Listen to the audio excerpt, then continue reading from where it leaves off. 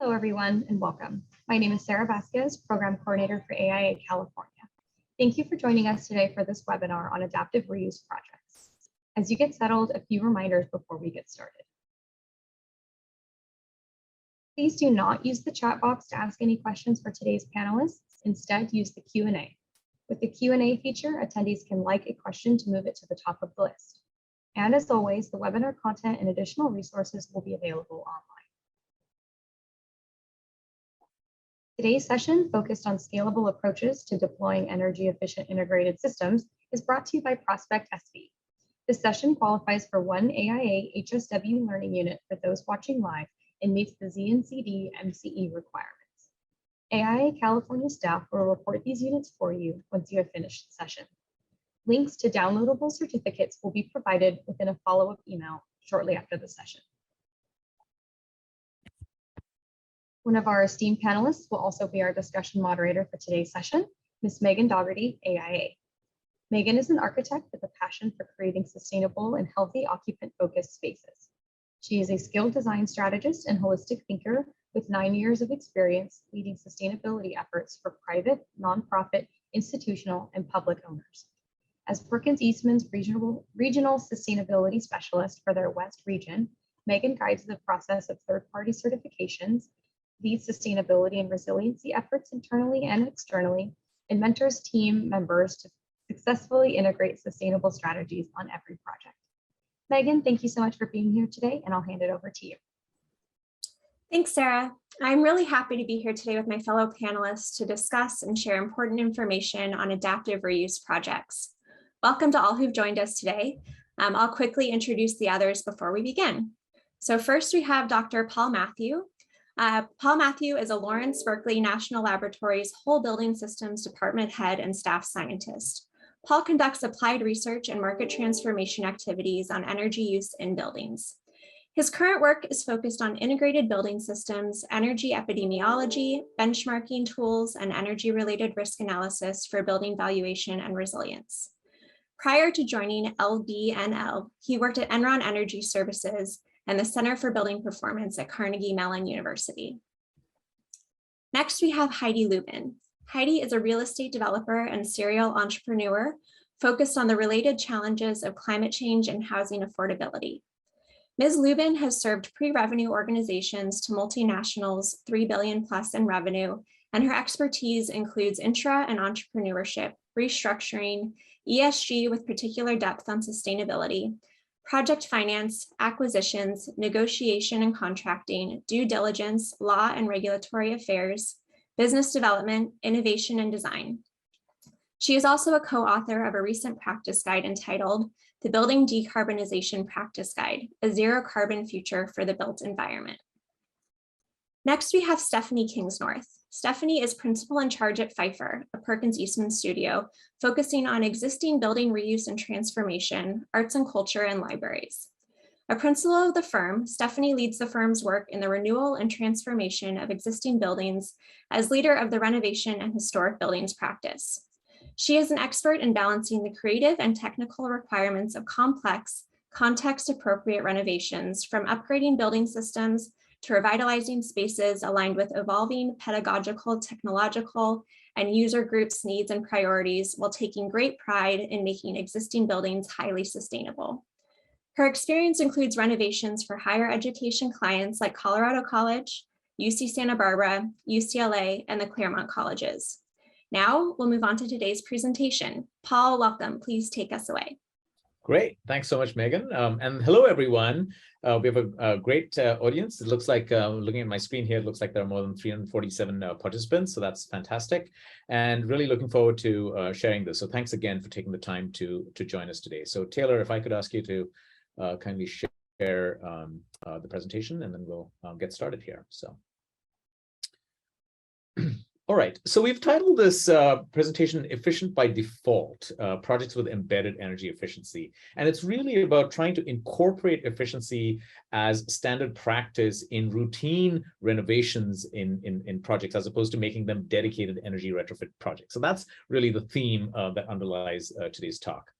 So the first thing is let me talk about the premise here, which is that if you look at all the climate action goals that are out there, that cities have, that states, that countries have, it's very clear that we need to achieve deep savings in both new and existing buildings. In fact, I think by some estimates, 2/3 of the buildings that are going to be there in 2050 in the US have already been built. They're existing buildings. So we have to address existing buildings. And we also know that deep energy savings require integrated systems approaches. So the chart on the right kind of shows you a study that one of my colleagues here at Berkeley Lab did, which looked at, standard practice for a retrofit might be a little over 12% savings. If you do improved practice with higher efficiency components and so on, you might get up to a third savings. If you really use integrated systems approaches, and I'll say more about that in a second, you can get very, very deep savings. That's a bit extreme, 80%, but you can clearly get on the order of 30, 40, 50% savings as well. Next. So there's sort of good news and challenging news here. The good news is that we know how to do this. These technical solutions exist. New Buildings Institute actually maintains a database of existing of net zero buildings, and there are more than 700 net zero buildings operating today in the United States. The challenge is that these retrofits are often too disruptive because they're not aligned with the real estate lifecycle. They still require significant engineering expertise to implement and operate. Utility incentives are often cumbersome, and there are lingering concerns with savings and uncertainty and persistence. So if you could hit the next again, Taylor. So the challenge really is that yes, we know how to do these, but it's not easy to implement deep retrofits, and that hinders scale adoption to meet our climate goals. So the question really before is that how do we make this easier at least, to do these kinds of deeper retrofits? Next, please. So what we came upon is a strategy here is to do two things. The first is to package these measures. By packaging, what we mean is that we select a set of measures, we standardize and streamline these measures into a package, and that helps de-risk these technologies and also helps reduce the transaction costs of implementing them, so that each package is not necessarily a highly bespoke way of implementing things. The second thing is to align these packages and the scope of these packages with the real estate lifecycle events, with particular real estate lifecycle events. That's to reduce disruption, increase cost effectiveness. So if you go to the next slide, I'll give you an example of what that means. If you look at the real estate lifecycle of a building, buildings, of course, first constructed, but existing buildings then are purchased and sold, they get renovated, you have tenant fit out, you have equipment replacement, you have refinancing. So at each of these, we consider a tenant fit out, for example. Typically what happens is you get maybe a lighting upgrade, and I realize there's a spectrum of tenant fit out there, but let's just take a particular case of one that's sort of a middle case where you have a lighting upgrade. You maybe get to address plug loads, you maybe get to address HVAC controls, and so on. You don't get to do a big chiller retrofit typically as part of a tenant fit out. So the idea here is to create a package of measures that essentially upgrade your tenant fit out to be one that's much more efficient within that scope. Likewise, when you have equipment replacement, RTUs, rooftop units are a classic example. 50% of the commercial floor space in the US is served by rooftop units, for example. So there, instead of just replacing like for like, you could replace with a high efficient RTU that then also perhaps has heat recovery, demand control ventilation, some other advanced controls, and so on, so that you essentially, and the nice thing then is that, remember, you're already in there doing a renovation or a replacement. Essentially the cost differential we're talking about is just business as usual replacement versus an upgrade from that. So that's the idea of aligning retrofits, these energy retrofits, with particular real estate events. And of course, in a building renovation, you may have much broader scope. You could combine these as well. Next, please. So what we want to do, so that was the idea we started with, this was about three years ago. And then we thought we wanted to get some stakeholder input because, we're pointy-headed researchers at a national lab. So we said that, all right, let's go talk to a whole bunch of people in terms of this idea of aligning things with the real estate life cycle event. So if you go to the next slide, we spoke to a bunch of people, actually a range of different stakeholders: owners, operators, tenants, investors, developers, architects and engineers, of course, some project managers, and we even spoke to a lease lawyer, somebody who does tenant leasing. And then you'll see some of the names here. They're pretty familiar. And if you go to the next slide, I'm not going to go into a lot of detail about all our findings, but let me highlight a few themes that came up.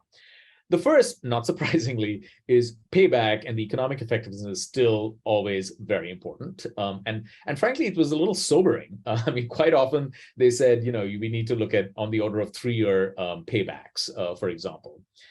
And that can be kind of challenging with some of these deeper savings measures and so on.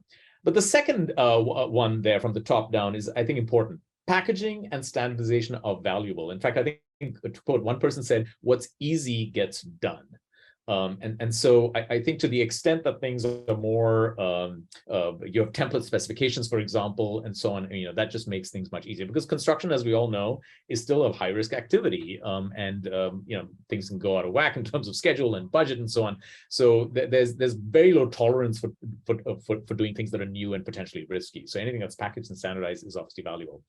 And then the one other theme I wanted to mention, which is kind of came out very high here, is timing and the importance of timing, which is that it's really helpful to, one developer, in fact, for instance, said that even when they're buying a property, actually this was a large investor, and they're looking at a 10-year hold, for instance, there's about a 1-month window when the capital plan is developed, that you have the opportunity to kind of get in all the things you want in terms of advanced sustainability or efficiency and so on.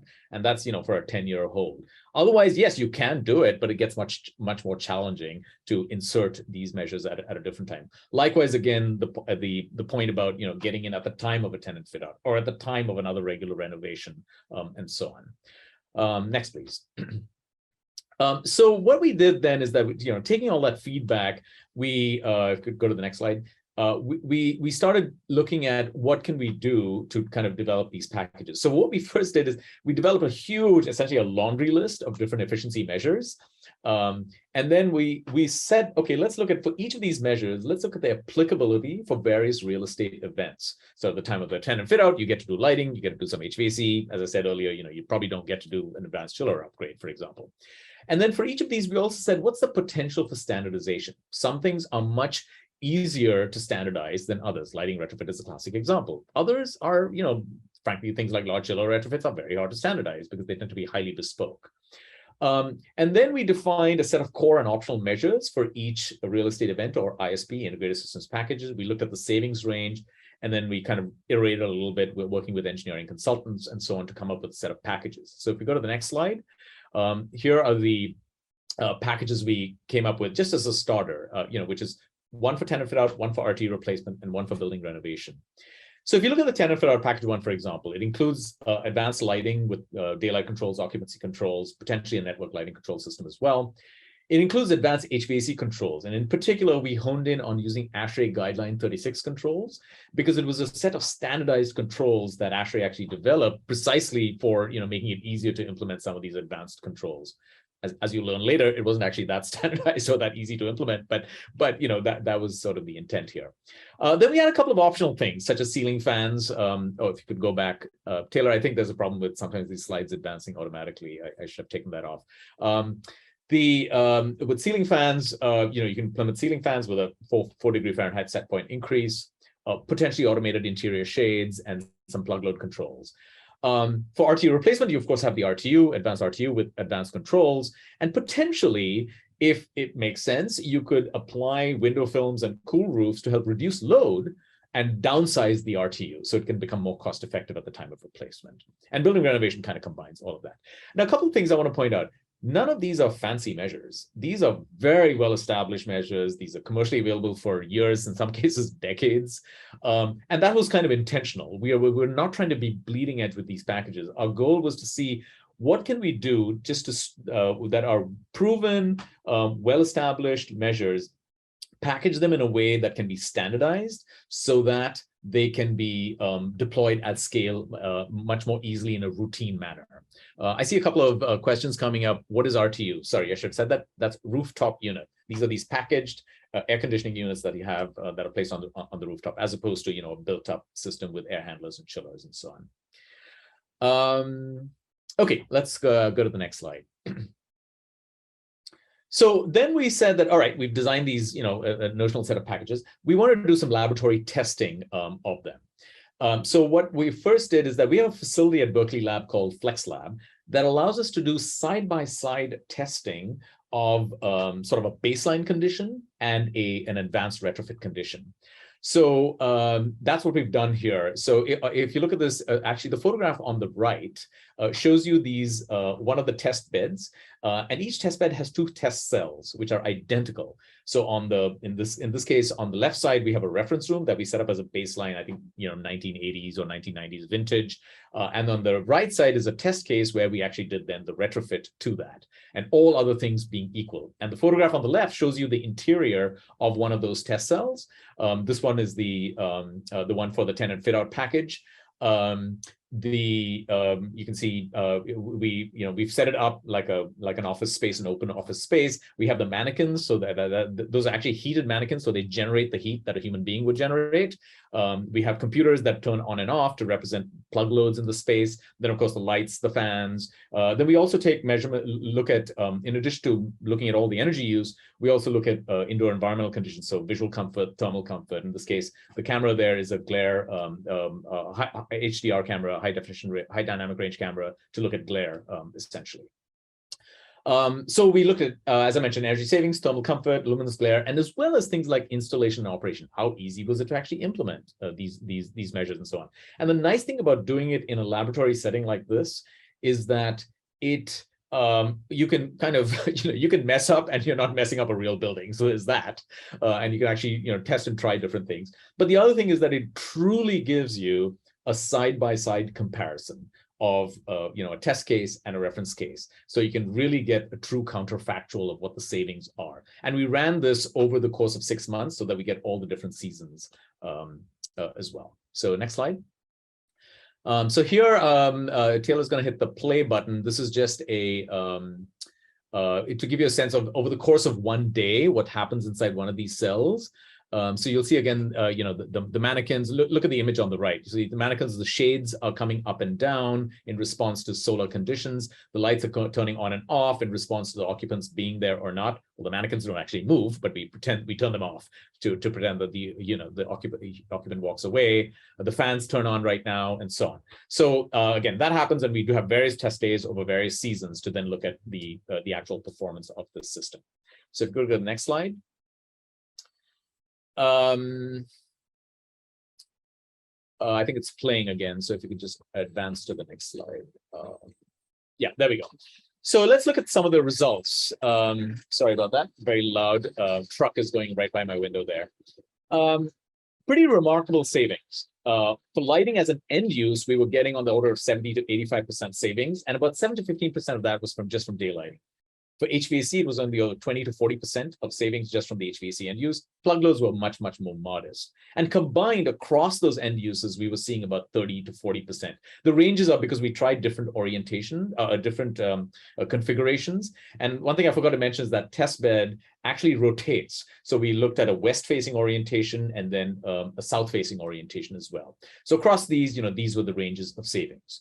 And what's remarkable here is that that's actually pretty impressive if you look at those savings, given that these are modest measures. These are not, deep retrofit net zero type savings measures, right? These are pretty standard, as I said, well-established measures. So that's all well and good. That's laboratory savings. So the next thing we said is that, okay, what do you actually have if it's whole building? Because this was like one test cell representing kind of a zone in a building. So if we could go to the next slide. We then did analysis of simulation-based analysis of whole building energy savings. And we did it for 4 different climates, locations: Houston, San Francisco, Chicago, and Denver. The hashed bar represents if you had implemented just the core measures of the package, and the solid bar represents if you did the core and some of the optional measures.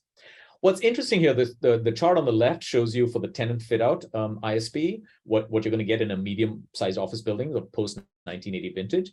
And again, it corroborates the laboratory savings. You're seeing on the order of 25-ish to 35 plus percentage savings of site energy use intensity.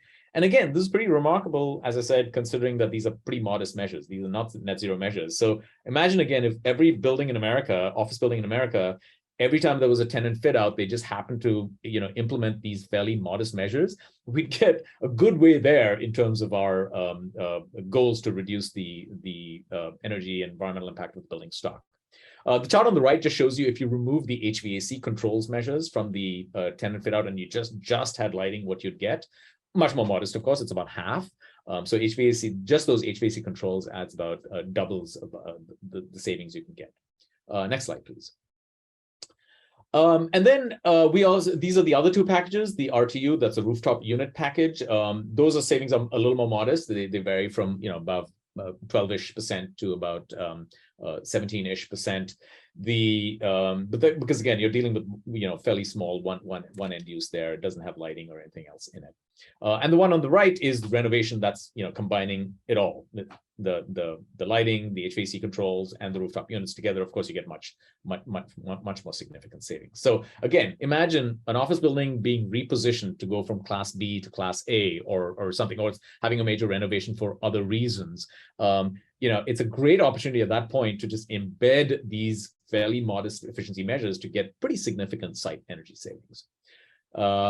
Next slide, please. So then what we did is that, okay, so we did the laboratory testing, we did some simulation analysis holding. We actually wanted to try this in a real building as a demonstration. We were actually going to do a bunch of demonstrations exactly when the pandemic hit. We literally was starting in March. So that plan didn't work out. But fortunately, there was at least one that we were able to do. It's a bank office building in Birmingham, Alabama, a fairly small one, actually. And again, they were going to be making an upgrade for other reasons. They had to improve the security lighting, and as well as do some something on the roof, and also something with parking lot lighting and so on. So we said that, all right, we're working with CB Richard Ellis in this case, and we said that let's see if we can up that upgrade to include the tenant fit out ISP. The building was pretty vanilla, double pane windows, brick veneer exterior, packaged rooftop units for HVAC, and the lighting was 2x4 troffers with and can lights. Go to the next slide. And here I'll just give you the end result first, which is, again, with that tenant fit out package, 25% savings, site energy savings. So this is not just end use savings, this is actual site energy use savings. And remember, we didn't touch everything. We didn't do anything with the envelope and so on. So this is just from the tenant fit out measures. And that's pretty, again, pretty remarkable as a total percentage, given, again, the modesty of those measures. And similar thing with GHG. I mean, if you add the effect of the PV, then you're getting additional GHG savings as well. Next slide, please. So the next couple of slides just show you these are, and this is based on, again, meter level analysis. We didn't kind of do a separate sort of modeling analysis of the savings. This is actually from the meter what you're seeing. You see the baseline up there in black. The blue represents the post retrofit case. This is for an average hourly energy use across. We looked at this across a 6-month period to get all seasons. We looked at for half a year. If you go to the next slide. And this is across the entire year what the normalized savings would look like. So the black dotted line represents the baseline, the blue line represents the post retrofit condition, and then the green represents the savings. The savings are more in summer and less in the deep winter months, as you'll see. But again, overall, it was about 25% savings.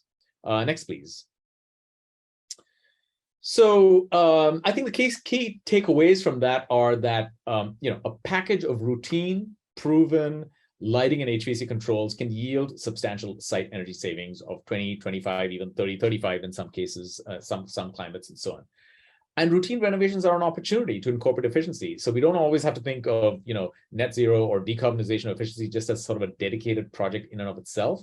It can just be built in, even if it's in a more modest incremental manner, to other things that are going on, construction activities that are going on in buildings. We did find in this case study that the template specifications that we had developed helped to reduce the level of effort. So they weren't starting from scratch. They could just start the template and then edit the template. With regard to ASHRAE guideline 36 measures, frankly, that was more effort than we were hoping it would be. We were hoping it was literally a plugin because it was all standardized, but it required some customization. So anyway, but CBRE overall was pretty happy, and there's a quote there from the director of sustainability for CBRE about the value of this sort of an approach. So next slide, please.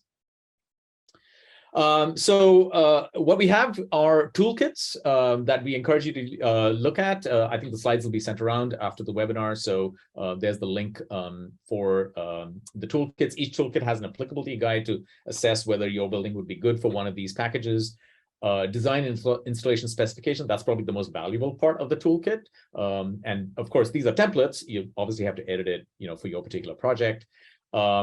Results on the energy performance, functional test protocols that can be used for commissioning and thereby reduce the commissioning effort involved, soft cost there. And we also have some maintenance guidelines for these measures.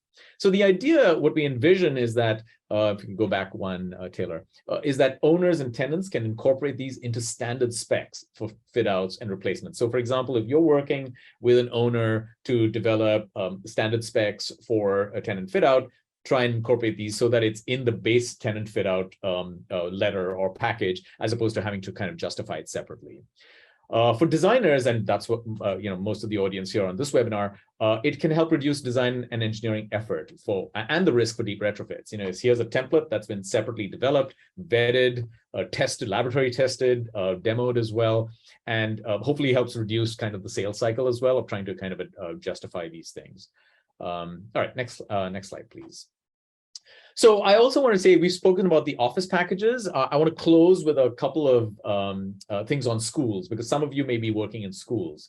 And by the way, the recently passed infrastructure, the bipartisan infrastructure law has a lot of funding for schools. So a lot of money is going to be flowing for school renovations. Schools, likewise, just like offices, undergo upgrades over their lifetime, some small, some large. And any of these, even if they're small, may be opportunities to incorporate energy efficiency. So let's not miss those. Again, we don't have to have a dedicated efficiency project. We can just try and build it into some of these improvements. For example, there may be classroom refurbishments. That may be a time to upgrade the lighting as well. There may be IT upgrades. That might be an opportunity to upgrade some of the controls. Sometimes people are upgrading the controls because the controls are completely broken. That may be an opportunity of not just getting the controls fixed, but actually incorporating efficiency, advanced controls for energy efficiency as well. And I want to emphasize, though, that these opportunities are in addition to and not in lieu of dedicated deep retrofits. I mean, if you want to get to net zero or 70–80% savings, I mean, that really does require sort of a dedicated efficiency retrofit, granted. But embedding things along the way during the real estate lifecycle, it helps move the ball forward, as it were, and reduces the amount of effort when you want to finally get to a deep retrofit. Next, please. So these are the packages we developed for schools, 4 of them, and they were literally hot off the press. They were released yesterday on our school's website, which I wasn't able to incorporate into the slide presentation, but maybe I will before we send this out. So there's one for chiller replacement, boiler, RTU replacement, and a BMS, that's a building management system or controls replacement. So the idea is that with each of these, instead of just doing like for like, you can add in some, again, fairly modest proven measures to kind of get more bang for the buck. And what we did is that if you go to the next slide, we actually did a fairly detailed cost analysis, a cost benefit analysis of these packages. So this was a simulation-based effort. The Department of Energy has these prototype models for primary schools and secondary schools. And for each of those, we then simulated what the savings would be from implementing these measures. And then we also made estimates of the cost for using RS means. And granted, RS means is not always, your mileage may vary, as they say, but it serves as a reference point, more as a sanity check for the cost effectiveness of these packages. And then we calculate the savings relative to an existing building baseline, as well as a business as usual replacement. So, if you're going to be replacing your chiller anyway because it's at end of life, what happens if you replace it with, instead of like for like, with these additional measures? So if you go straight to the results, the next 2 slides have results. Here's what the site energy savings look like. And again, this one, it's fairly modest because these were just, replacing the chiller with a few more measures, replacing the boiler with a few more measures. So the savings aren't, 20–25% because it's just single component really changes. For the chiller, it was 4-ish to 6, a little over 6%. For the boiler, it was again more modest. For the RTU, the rooftop unit replacement, it could be much higher, especially and that really applied to primary schools. And for the BMS, again, it could be fairly significant, varies a little between primary and secondary schools. And then if you go to the next slide, this shows the simple payback relative to a business as usual replacement. And you'll see, again, we did this for 7 different locations. Pretty good. I mean, the chiller package, it's under 4 years in all those locations. The RTU package was a little bit more in San Francisco, but in the other ones, it ranges from about 5-ish to about 8 years simple payback. And then again, you can see some of the other numbers for the BMS and the boiler as well. So again, not certainly unreasonable and reasonable timeframes for the context of an institutional situation such as schools, as opposed to commercial real estate, for example. Next slide, please. And so these are out. Actually, yeah, as I said, I'll remove the coming soon because we just released them yesterday, and provide the actual website with these. And I just want to again emphasize this point that even modest efficiency measures added to routine upgrades can provide meaningful savings with reasonable cost effectiveness. And we shouldn't miss these opportunities as we turn over and update the building stock over its life cycle.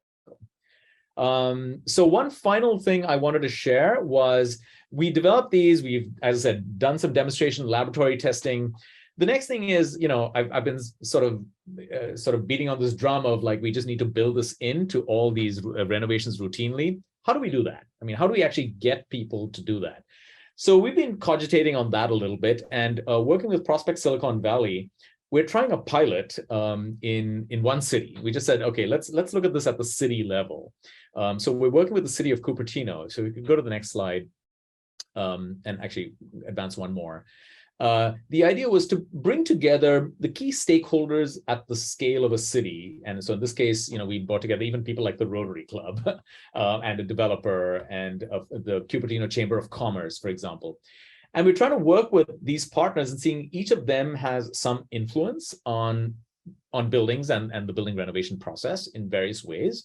What are the ways that they can do? One is just getting information out. So we're working with the Chamber of Commerce, for example, to reach out to a bunch of building owners that are members of the Chamber of Commerce to make them aware of this. So with a lot of these stakeholders, we're trying to just first do an awareness campaign at that local level, at the scale of a city. Next, what we're just getting started with is exploring ways to kind of incentivize and kind of, if you will, intervene when there's a tenant fit out. So for example, when you have to do a tenant fit out, it has to come into the city for a permit. At the time of the permitting, we could reach out and say that, hey, have you considered adding in the ISPs in order to make this more efficient and so on. So the permitting process might be an intervention point to invent. And we've even talked about, or exploring, I should say, the idea of incentivizing ISPs in some form during the permitting process. One developer said that, hey, one great incentive as a developer would be if your permitting time frame was reduced or expedited if you actually incorporate standardized ISPs that have already been vetted. So again, just an idea, but the idea is to kind of work with that. Another idea is to work with CoStar and look at all the leases that are coming up for renewal in commercial buildings, and proactively reach out to them and see, if you're considering a lease renewal and it's going to have a tenant fit out, might that be an opportunity to embed standard efficiency measures and so on. So that's a work in progress. We're just literally less than a year into it, but it's something we've been thinking about in terms of how to get these things deployed at scale. Because and maybe end on this note, which is the big challenge with building decarbonization and efficiency, and I say this very consciously as even a researcher at a national lab. The big challenge is not in new technology. At the edges, it is. I mean, large building decarbonization is really hard. We get that. But largely, it's about deploying the things we already know at scale and embedding it and making it easier, reducing the hassle factor of energy efficiency and decarbonization. And that's essentially what we're trying to do here. And a start is with these standardized packages that can help reduce some of your transaction costs and potentially design and engineering effort. So with that, I think we should go to a panel discussion, and I will thank you again for listening and really looking forward to hearing your questions and comments and other thoughts. So Megan, I'll turn it back to you. Thanks so much, Paul. That was excellent. Great presentation. So we now like to turn it over to all of our panelists for some of their thoughts, and we have a couple of questions for them. And then after that, we'll go into the Q&A box and respond to some of the questions you asked there. So if you have any questions, please plug them into the Q&A box. But to start, for our panelists, does the ISP approach make sense in your work? Not sure who wants to start on that one. Stephanie, you unmuted yourself, so I'm going to guess you. I'm happy to jump in, and I think for all of us, it is really a scalability discussion. For myself, it's going to depend on what the client is wanting to do and how much they're willing to spend. I saw a lot of questions about, well, how do you make a pitch, or what are they looking for? And I think that's really the key question, is what are they looking for? So as you're talking about TIs, or tenant improvements, as Paul was talking about, is your client a developer and there's a return on investment discussion because they're going to sell the building in 10 years, whatever it might be? Is your client an educational client, which is looking for something more long-term because they're not going to sell the school? They're going to be there and they're looking for the implementation of this and the impact on the students and the day-to-day user of the space. And then you get into even higher education and it becomes a completely different conversation. So it's scalability and client that drives then the implementation aspects of what Paul was talking about. Heidi, do you have anything that you'd like to add?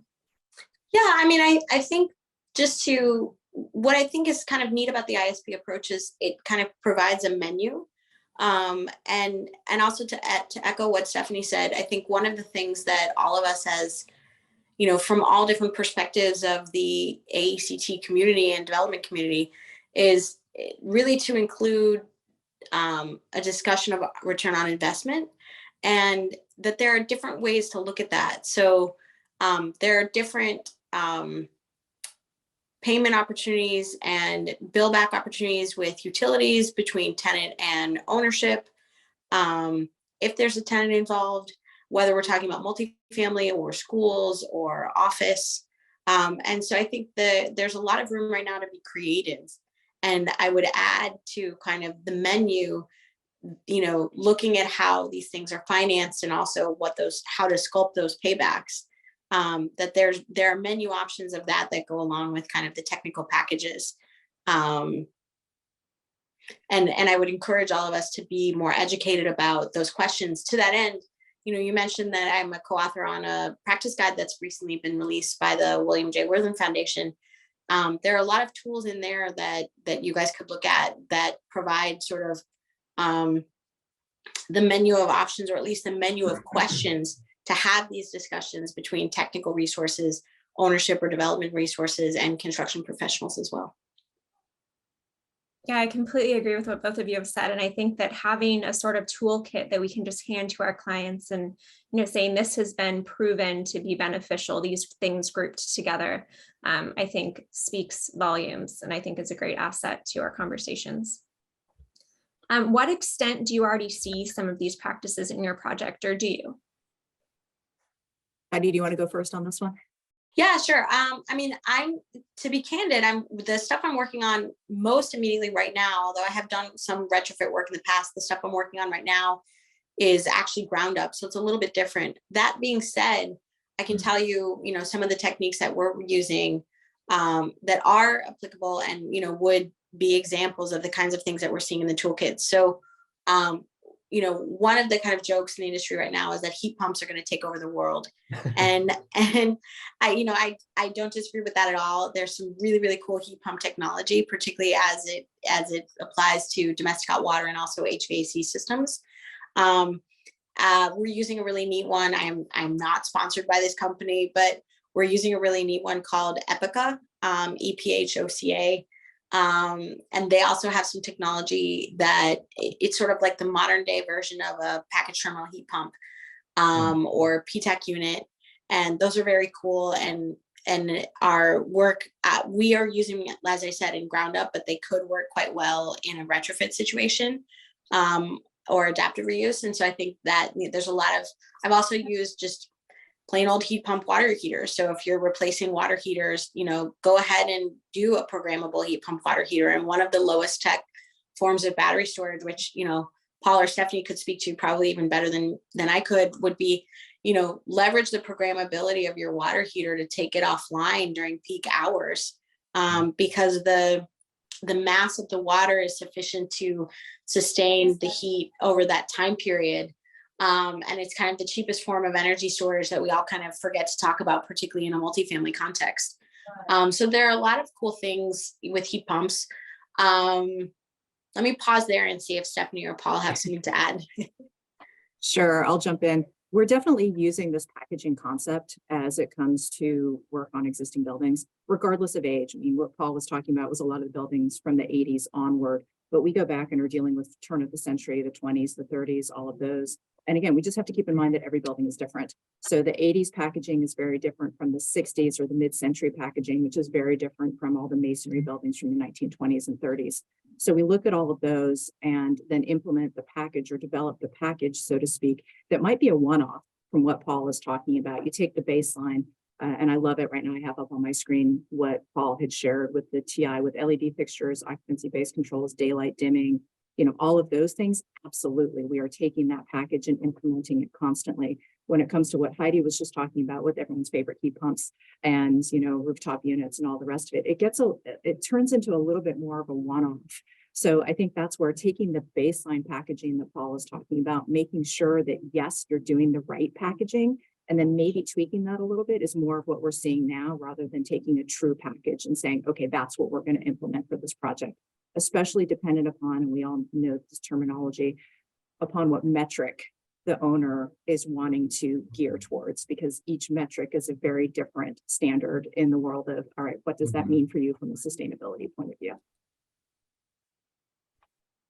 And I think that feeds really well into our next question, Stephanie, which is, what are some of the challenges that you'd anticipate to have with this approach of having a package?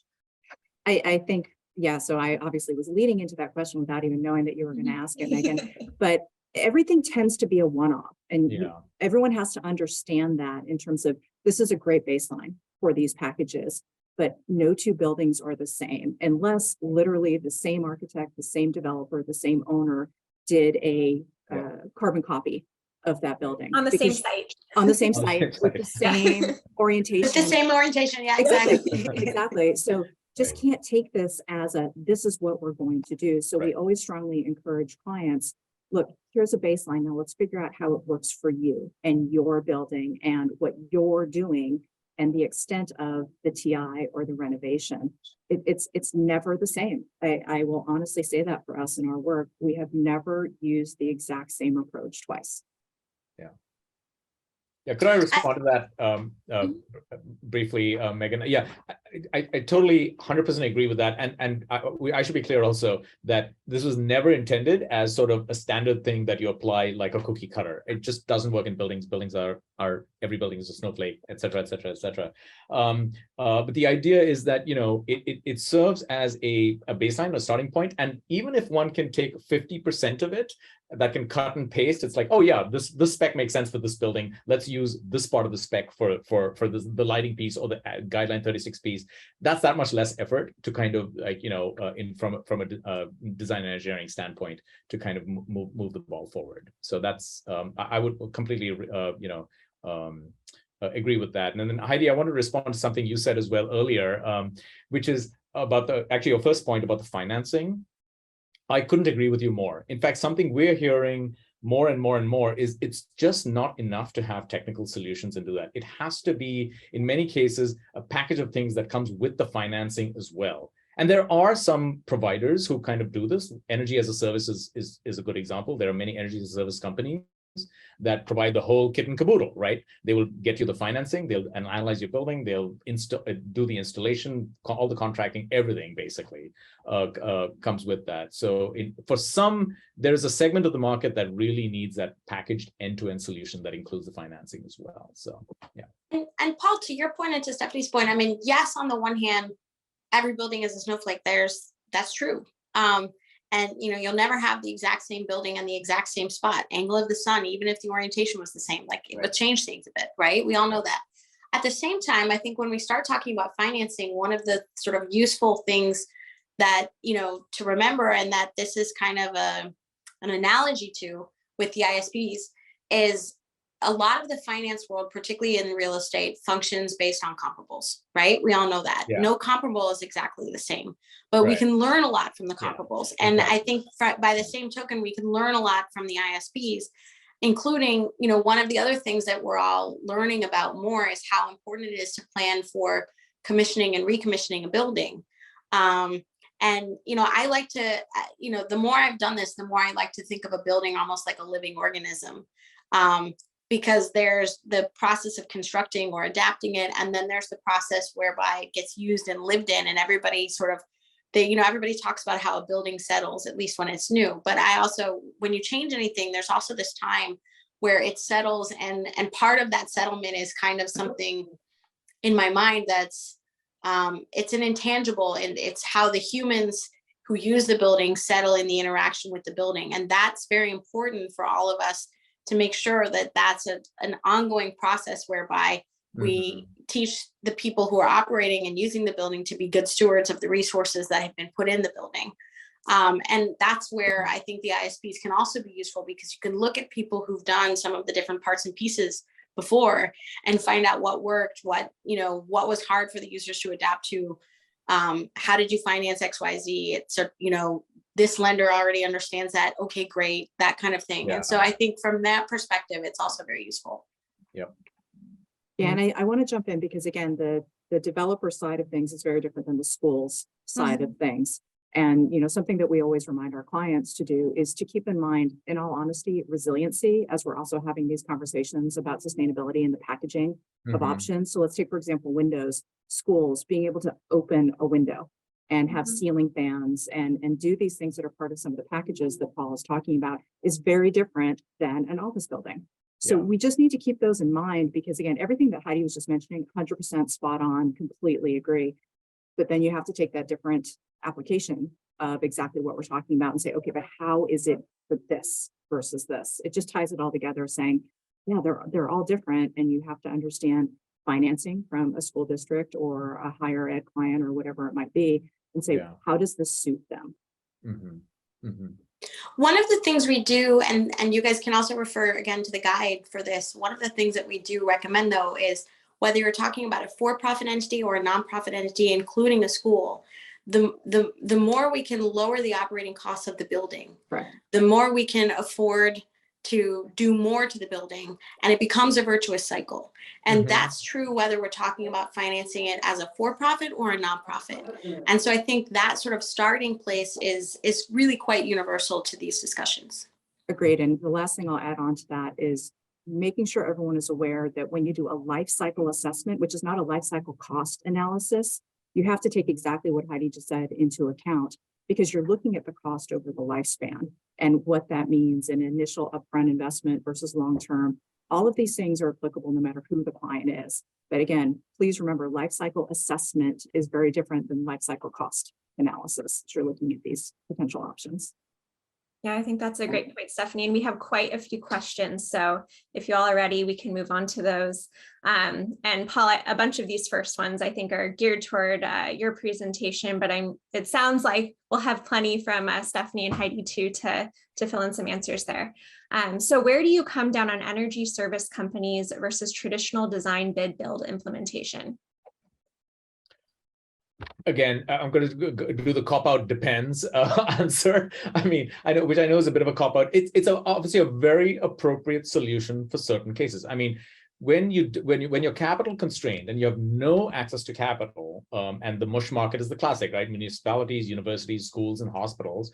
ESCOs are a great solution. Gives you the capital, and it's a turnkey. The challenge with ESCOs is that they are still limited to very large projects. They're typically $1 million plus. $1 million is the low end typically.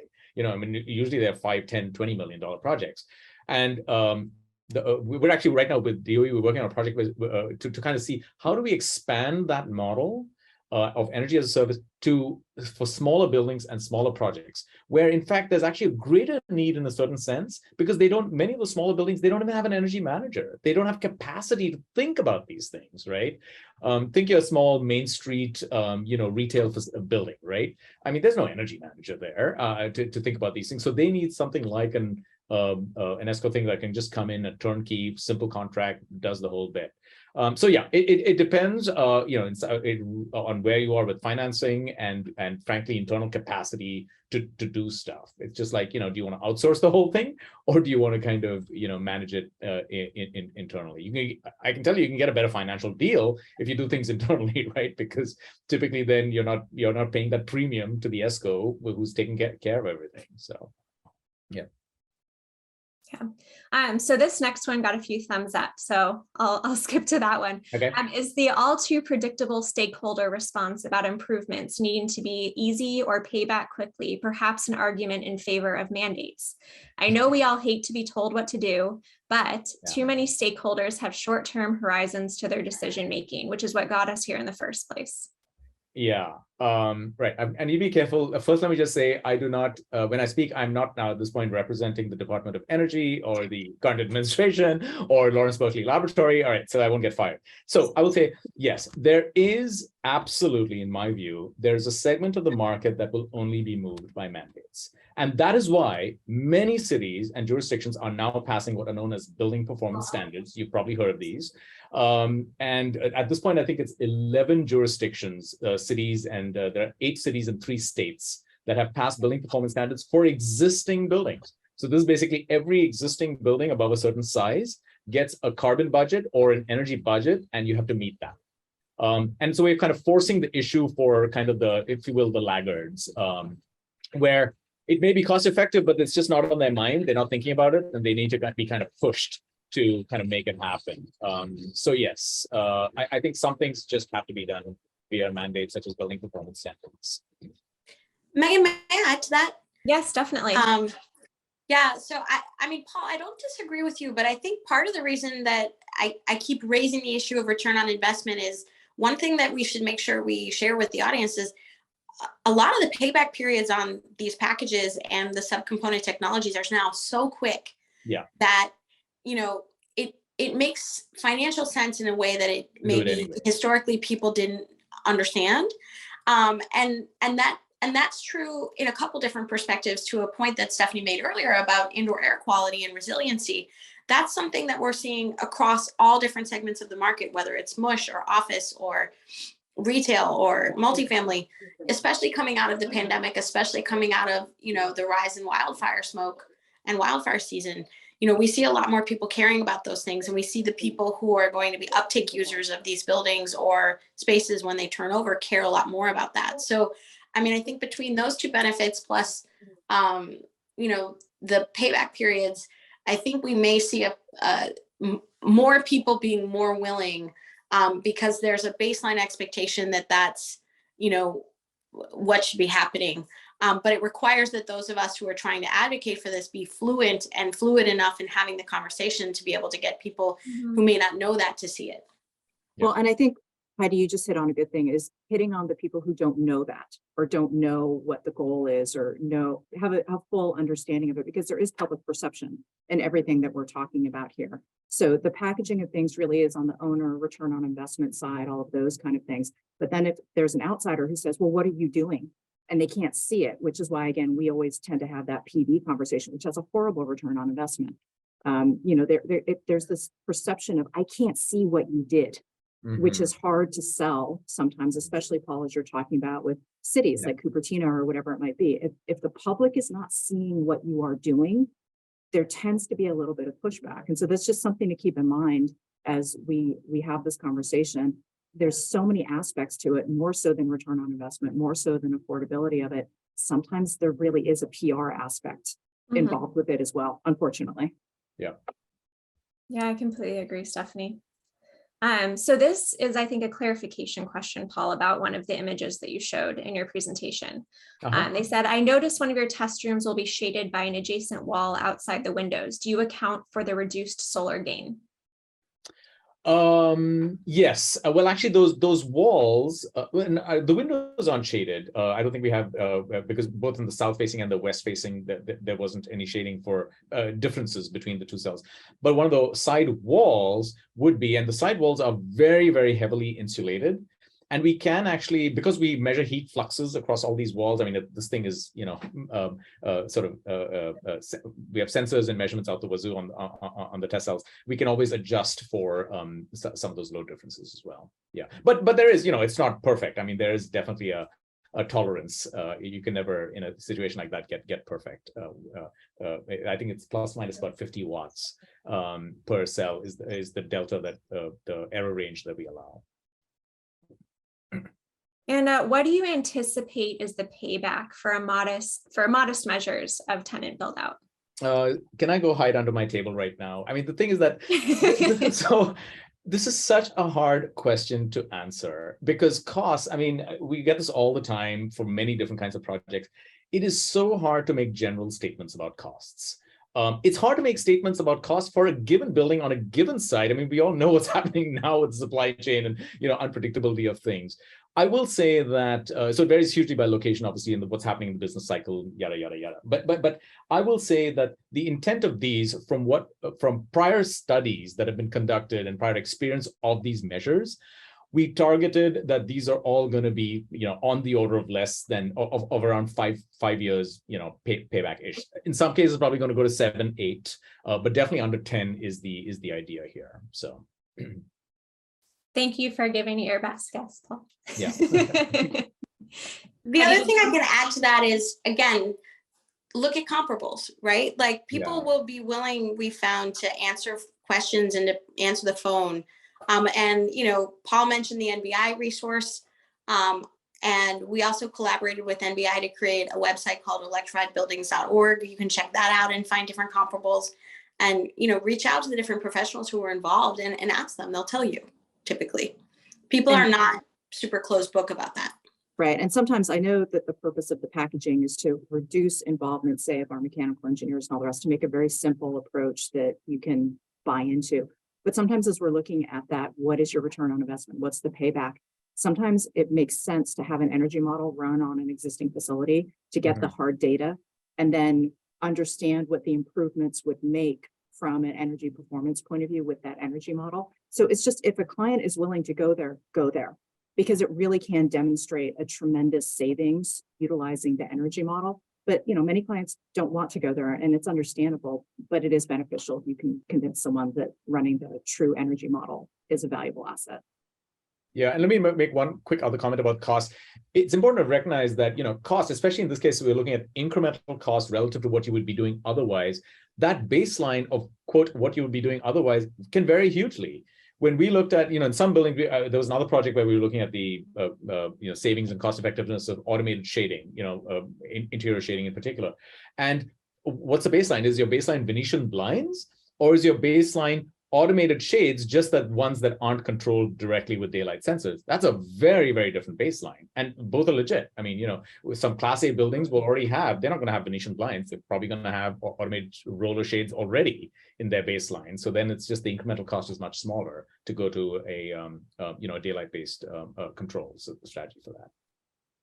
So we just have a couple more minutes and we have a ton of questions. So I'm not sure if we have a way we want to address these questions that are answered, but I'm going to hop ahead to a couple that have a few people thumbs upping them. So how do you square making operational carbon improvements with the impact? Sorry, what was that? Oh, okay. How do you square making operational carbon improvements with the impact to embodied carbon?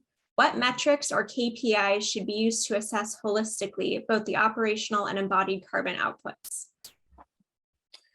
Oh, I don't know. Stephanie, do you want to take a crack at that? No, you started nodding before I did, Paul. So I want to hear right. the, kind of academic side of it. Well, yes, this is a trade-off. It's coming up more and more. And yes, of course, there's a trade-off. Sometimes embodied carbon will go up in order to reduce operating carbon. And the only way to answer that, obviously, is to do an analysis. It's going to be, again, context-specific for one's building. And embodied carbon, I mean, we talk about operational carbon changing a lot.